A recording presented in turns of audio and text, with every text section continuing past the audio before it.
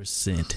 Yeah. This means you know what I'm saying? Larry Bird was so 51% much, you know what I'm saying? He was so much better. I'm telling you. So, in reality, Larry Bird dominated the three-point line in his era even better than 2016 unanimous MVP. And that's the argument needs to be made.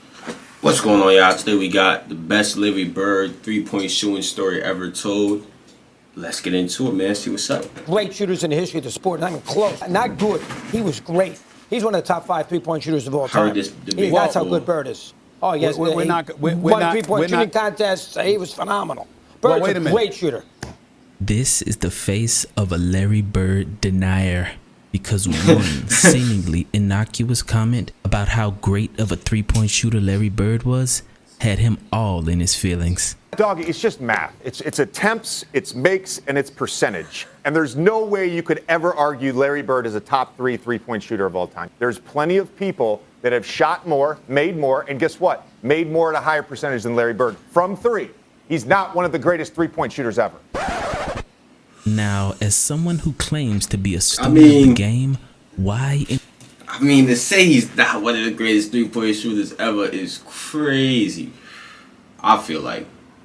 It's just say he's definitely one of the best three-point shooters of all time, man. One of them. He's one of them. You know, you maybe even argue he's not top 3. Maybe argue he's not top 5. But he is one of the best ever. We can't do that. We can't do that. In the world would J.J. Redick say something so idiotic? In the words of the great Roy Jones Jr., y'all must have forgot. J.J. Redick, this video is dedicated to you. I lived that 80s era, and Larry Bird was one of the greatest three-point shooters that's ever played this game. Fuck percentages. It ain't about that. It's about hitting big shots. Things that he couldn't do as a player. Larry Bird hit more who's that, Michael Cooper? Yeah, Michael Cooper on his heels. Shots than anyone, even to this day. And he did it in supreme fashion, while trash talking every step of the way. We're playing Phoenix and we're way ahead, okay? When we're down in the old Saddle Dome that they had outside. Right. And Larry, we're playing good as a team. Larry has the worst fourth quarter known to man. He's throwing the ball to the other team. I'm like, good Lord, we had like a 15-point lead. Next thing you know, we're down 2. And I'm like, how in the world are we going to lose this game, man? Damn. So Kev missed that little putback to it. Larry says, I'm going to bust off the play, and I'm just going to come out, and I'm going to shoot a 3. And I'm like, don't do that. I remember this. Let's shoot a 2, please. I remember this. Try to get fouled. Let's just get into overtime, see if we can't win this game. So, Larry not only tells me that, he walks by the bench and says, typical Birdie, just real slow, fixing to bust a 3 on your guys and go home. And so he breaks the play. Legendary. Looking. Loops it to Bird. Confidence, the swag, oh man, different. Pointed at him. He had to give him a dap for that. He did that. He did that. He said he was gonna do that. He did that. The ball, jumps out, busts the play, comes out, gets the ball at the slot, shoots the ball. As the ball's in the air, he kind of turns towards the Phoenix bench and yells, "Told you so!" He stops running to the locker room, and I just started laughing. I was like, oh, man. That was Birdie. He had the confidence. Man, that dude had so much confidence. He talked to the coaches. He talked to everybody. He was talking trash all the time, man. But fun. Great competitor, man. And what Kevin McHale failed to mention is that Larry Bird had not taken a single three-pointer that entire game. Hey, JJ, I hope you're listening. Larry Bird was the first player to make the three-point shot a strategic weapon. You weren't out there taking 14 or 15. You know what I'm saying? And that's one of the things, like, Larry Bird evolved the three-point shot. To say that he's not one of the best three-point shooters ever is ridiculous, bro. Like, he's one of the first people out there dominating from the three-point line, You can't do that. That's disrespectful. Like to use it as a dagger in the fourth quarter. Nobody else used it as strategically as Larry Bird did. Even Michael Jordan understood that shooting too many threes was not the best way to win. Here's Jordan for 3. Yes! Did you see that look? When you have that mentality, as I found out in the first game, of making threes, you don't go to the hole as much. You go to the three-point line and you start sitting there waiting for someone to find you.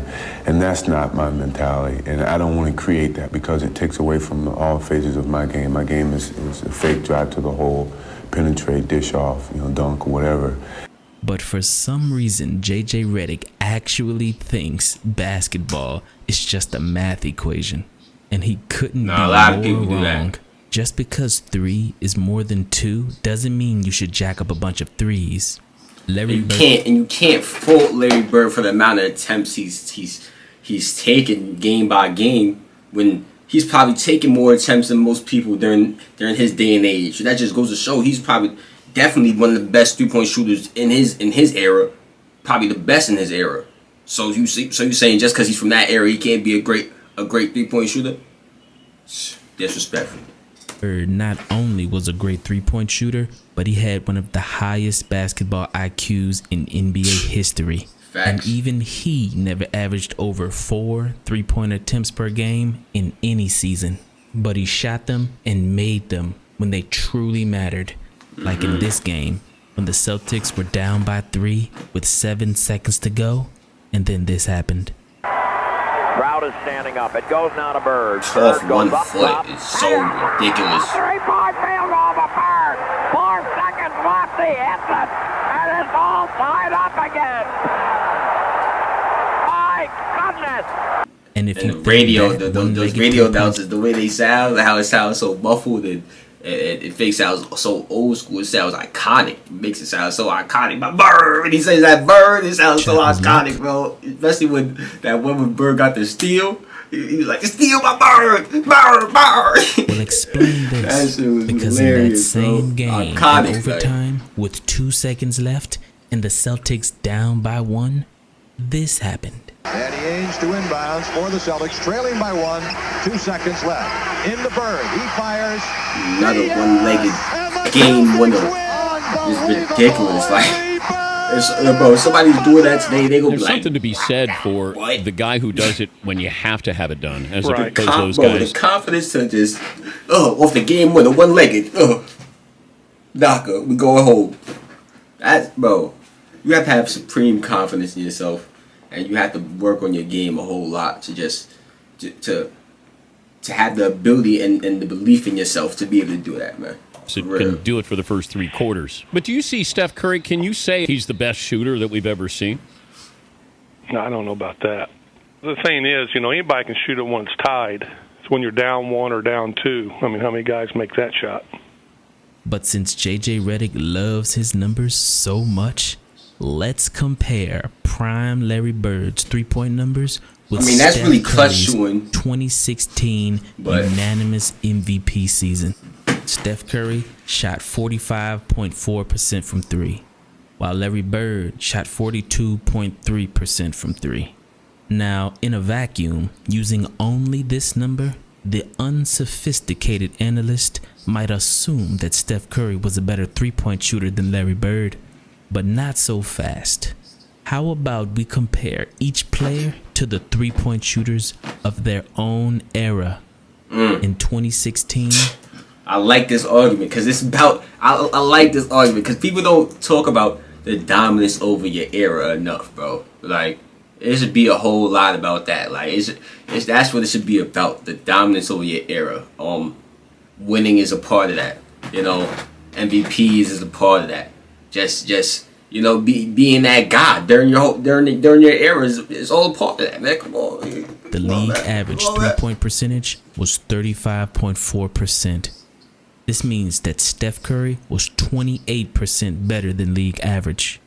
In 1985, the league average 3-point percentage was 28.2%. Yeah. This means that Larry Bird was 51% saying he was better so than much league better. I'm average. telling you. So, in reality, Larry Bird dominated the 3-point line in his era even better than 2016 unanimous MVP. And that's the argument you need to be making. Here you go, boy. He's Good Steph argument. Curry. But numbers don't make an argument.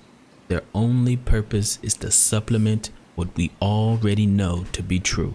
If the 3-point shot was what it is today, back in the 80s, Bird would have scored 50 a game. He made every mid-ranger in the world, and he was a 90% free throw. Nah, yeah, I ain't gonna lie, bro. I'm just thinking about it. Bird was really out here shooting threes like they do today. It would get nasty for the Bulls. Oh my God. He would be out here wilding. Pulling it from logo, one-legged. Wait for it. I'm telling you. Like, bro. Any great player is going to adapt to that era, bro. He had a broken hand. I don't recall ever a big shot in a big game that he ever missed. So, answer this question. If you need one player to hit one three-point shot to save your life, who are you taking? Steph Curry, who lost the three-point shooting contest 5 times to his peers? Or Larry Bird, who won the three-point shooting I ain't gonna lie, contest? Larry Clutch. I ain't gonna lie, I need that. You know what I'm saying? When you start on the line, I need Larry. Back then, there were cons cons back back then. then. But Very to say anything my life, disparaging about Larry Bird and his perimeter shooting and his three-point shooting, asinine. Like, JJ, he probably beat your ass in a three-point shooting contest today. And though it sounds like hyperbole, this is what a 60-year-old Larry Bird did at an Indiana Pacers practice. So the whole team is just stretching, and Larry just walks on the court, grabbed the ball, and started jacking threes like, whoosh, whoosh, whoosh. I'm looking at everybody. I'm like, do y'all see this right now? And he made like at least 10 in a row threes, like just in a row, and walked off. And why wouldn't anybody believe that? Like that's Larry Bird. Larry Bird. And just sitting there looking at him. I'm telling you, that's nothing. Nice. I'm like, man, that's a legend right there. Speaking of shooting threes, Coach, you at the three-point competition, walking in the locker room, who's playing? Did you really say that? Who's playing for second? Yeah, I did. I sort of felt bad because Leon Wood never crossed the three-point line. All he did was he always shot threes. So I thought he might be the competition. When I walked in there, he's sitting there, and I said, okay, now they're down in the nitty-gritty. Who's coming in second? You already know who's going to win this. I think they were a little nervous. And after Larry Bird hit 11 straight threes in this final round, he decided to hit one off the backboard, just for fun. Oh, wait a second, off the glass. I checked with my name on for a week now, and I knew I was going to win this thing. And then the walk-off with your hand up. I mean, come on, Coach. Come on. You know, when you're shooting them, you don't know what the score is. Right. But I had a feeling by the way the crowd was going, I had to make the last one. And that one there looked perfect all the way. So if it would have I feel it. It's just the one right here. I got lucky and got the check and went home. Larry Bird winning Larry's such a cool guy. You're a cool in a row. Now imagine that. Larry Bird, who didn't even see a three-point line until after he entered the NBA. Take it in the face, then now watch him shoot it. Unbelievable. You know how far away that is? Somehow became the greatest, most clutch three-point shooter of all time. And he did it in the most physical era of basketball. I don't care what JJ Redick says. Right. When I watch Steph Curry off the ball in a playoff game, he's great. Getting grabbed and held by Marcus Smart, they're attached to him at all times. Right. Then when I watch Larry Bird come off a pin down and no one's within 5 feet of him and they're shooting the gap, you're telling me one is more physical than the other? He's grabbing his jersey. James is grabbing his jersey right now. Steph Curry being grabbed and held for 48 minutes? Yeah.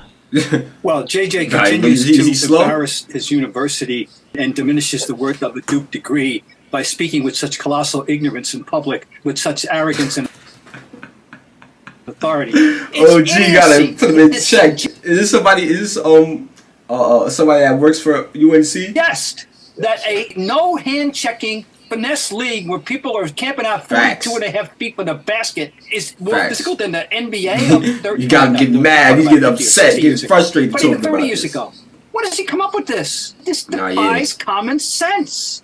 And Michael Cooper, who was Larry Bird's toughest defender in the 80s, took JJ Redick's comments very personally. You know what? Watch your mouth, man, when you're talking about former players and who can do this and who can do that. Because the game changed in the 80s because it was so physical. In today's NBA, I don't know what game he's looking at. You can't touch the guy. Anytime you touch anybody, a three-point shooter, come close to them when they're landing, it's a foul. To say that Steph is getting more contact, man, that guy has no clue of how basketball was played in the 80s. And I guarantee you this, JJ Redick, if you had played in the 80s, this is Michael Cooper talking, I'd have locked your ass up. You wouldn't have got a shot off. You wouldn't have got nothing off. You would have spent more time on the pitch than on the floor. When I was on the floor, you couldn't have played. When he had the heart to be out there, for JJ Redick to disrespect an entire generation of basketball players? Ridiculous. What did he expect? These are all the players he disrespected. Redick don't know what the hell he's talking about. That's all the players he disrespected so far. Expect an entire generation of basketball players? What did he expect? First of all, Redick don't know what the hell he's talking about. I'm going to say it, right? I agree. He don't know what the hell he's talking about. I'm like, what basketball was you watching? To say something as idiotic as that is ridiculous. And for J.J. Redick, who played this game, I'm very disappointed that he has said something so stupid. When I hear that, and I'm like, you really don't know, do you? Yeah. We had our time. It was a great time. It's their time now. Yes. But don't crap on us to prove your point. Facts. Yeah. Because it doesn't make sense and it's not valid. I don't hate on it's not even facts right now. Yeah. You're not. I don't hate on these guys. These guys are great. I just don't like the disrespect. Yeah. Yeah. And to say that about Larry Bird, it's just a stupid comment to make.